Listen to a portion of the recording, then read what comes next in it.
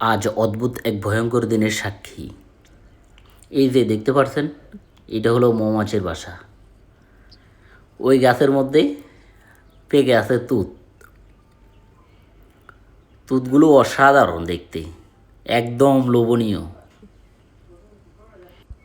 দেখতে লোভনীয় আর অসাধারণ হলেও পারতে কিন্তু সাবধানতা অবলম্বন করতে হয়। প্রত্যেকটা তুতের ফলের মাঝে মৌমাছি বসে আছে।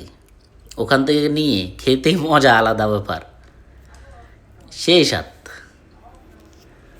আর অনুভূতিগুলো অসাধারণ, প্রচুর পরিমাণ মিষ্টি।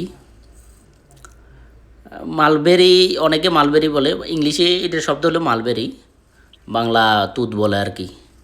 একদম আঙ্কুরের মতো, ওই যে কালো আঙ্কুর যেগুলো আছে বা কালো জাম যেরকম আছে, যেই ধরনের ওই ধরনের জিনিসগুলো অসাধারণ, খেতেই অসাধারণ।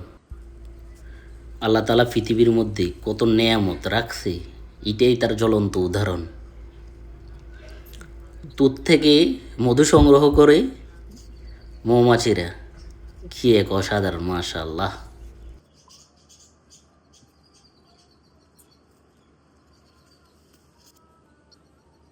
কথা হলো, পৃথিবীতে আল্লাহ তালার কোন কোন নেয়ামতকে তুমি অস্বীকার করবা? আল্লাহ তালা তো অগণিত নেয়ামত দিয়েছে না? আপনি যদি কখনো তুত না খেয়ে থাকেন, আমি অনুরোধ করব কখনো সুযোগ হলে একবার খেয়ে দেখবেন। বাজারে কম পাওয়া যায়, খুব কম পাওয়া যায়। এগুলো এখন বর্তমানে নার্সারির মধ্যেও পাওয়া যায়, লাগাইলে হয়ে যাবে ইনশাল্লাহ। তবে এটা শরীরের জন্য অনেক উপকারী, ভিটামিন সি রয়েছে এটার মধ্যে প্রচুর পরিমাণ।